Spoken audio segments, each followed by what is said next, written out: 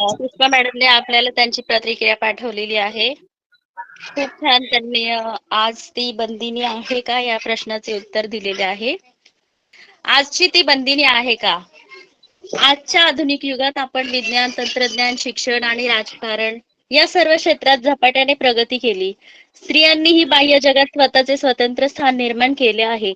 तरीही समाजात अनेक जाती, जमाती, प्रथा, रूढी, परंपरा यांच्या बंधनात स्त्रिया अजूनही अडकलेल्या दिसतात. घराच्या चौकटीत गुंतलेली, मनाशी विचारांच्या गाठी बांधणारी, अभिव्यक्तीसाठी लढणारी ती बंदिनी आजही आपल्या सभोवती आढळते. केवळ भौतिक चौकटीत पकडली गेली नसून ती अनेकदा मानसिक, भावनिक, सामाजिक स्तरांवरही बंदिनी ठरते. स्वातंत्र्य आणि समानतेची कल्पना जिथे मांडली जाते, तिथे तिला अधिकार, संधी, मान्यता मिळवण्यासाठी संघर्ष करावा लागतो.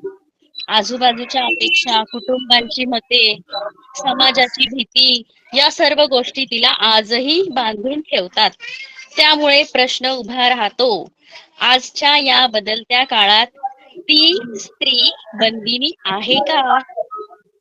हे माझ्या प्रश्नाचं उत्तर होतं. धन्यवाद.